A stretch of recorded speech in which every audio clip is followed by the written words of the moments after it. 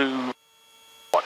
So today we're just going to demonstrate a straight-in auto, and we're keeping this for the beginner. We had somebody in the comments during the HOGS Daily Flight Brief videos. He said, can you show us some auto rotation videos for the beginner? There's millions of ways of teaching these.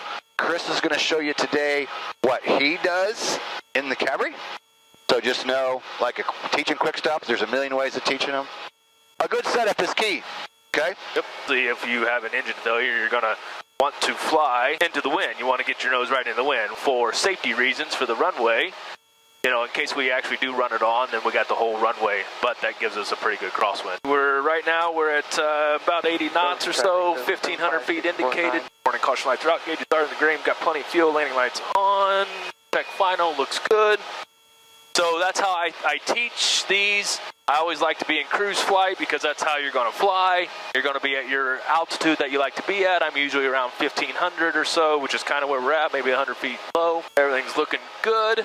So right now I would just have the student, you know, here we are, 2 guys just flying along. And what I will do is I roll the throttle down for the detent, and I want him to recognize the engine failure, which will be the nose to the right, the yaw to the right, and the needle split. As soon as that happens, you're going to lower that collective and start slowing your speed for 60. So here we go in 3, 2, 1, roll off. There's the nose to the right. There's the needle split. Now I'm getting my scan going. Rotor, RPM's looking good. Airspeed's looking good. I'm in trim, looking at my spot on the runway. Coming down, everything's looking good. Keep that scan going. Keep that airspeed right where you're at. About treetop level, you're going to start a little bit of a flare.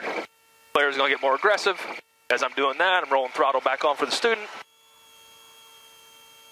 Level the nose, by forward cyclic, up collective, and right pedal. And here we are. Awesome. And the thing that we had to be concerned about in the G2 as we're rolling that throttle back on, if you don't coordinate that with the pedals, you're going to have a kick. So it's with the instructor, as the instructor, I've learned that if you just barely roll that throttle on just a little bit, the correlator kicks in, brings it up to the governor brings it back. And then as you're doing that, as long as you're on that pedal, you won't have that kick. All that we barely had anything there. And that's how you do an auto. Free PDF down below. There it is. And you can download it, print it off if you like. Subscribe to the channel because there's going to be a lot more coming from Chris Hauser and Helicopter Line Ground School in the videos. Oh yeah, Chris.